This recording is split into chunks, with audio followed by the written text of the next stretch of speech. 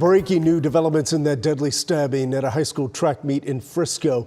The teenage suspect just bonded out of the Collin County Jail after a judge reduced Karmelo Anthony's bond from $1 million down to $250,000. Karmelo Anthony is now under house arrest, and Brittany Moncrief is at the county jail where he just walked free. That's right, Chris. Karmelo Anthony was released probably about 30 minutes ago, and this all after an unusual bond hearing this morning. Now, cameras weren't allowed inside the courthouse, but I can tell you that it was heightened security, including 2 metal detectors. Now, Judge Angela Tucker tells us that her office, as well as both families, have been receiving calls and messages that no one should have to listen to. It's what happens outside. Threats and talk of race war and all kinds of insanity that shapes matters inside. This has definitely rocked our entire community. While Collin County Courthouse holds countless bond hearings, it's this one. How far did you travel to get here today? 3 hours. That's drawing more attention and more security.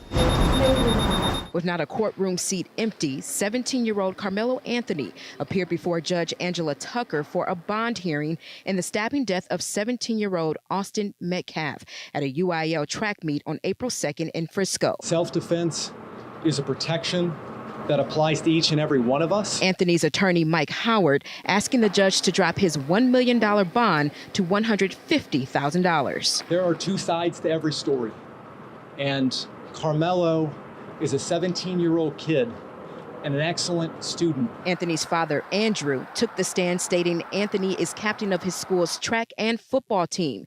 He says his family can't afford the $1 million bond as he's taken leave from work and will need to move into a new home for safety reasons. But Collin County District Attorney's Office argues Anthony's family raised more than $400,000 through GoFundMe and Give Send Go. It's the most unnatural thing for a parent to lose their child. Judge Tucker decided to drop the bond to $250,000, taking in consideration Anthony's age, ties to the community, and no criminal past. Anthony must be on house arrest wearing a leg monitor and can only leave home with the judge's permission. I feel it's fair. Bond, as the judge said, is not supposed to be an instrument of oppression. And looking forward to reviewing all the facts of the case. It's those facts that we have yet to hear. So as a mother myself, I feel that it's very painful on both sides. And part of Anthony's bond is that he will have to check in with the court every Friday. And if he violates his bond restrictions in any way, he'll be placed back here at Collin County Court. Chris? All right, thanks, Brittany.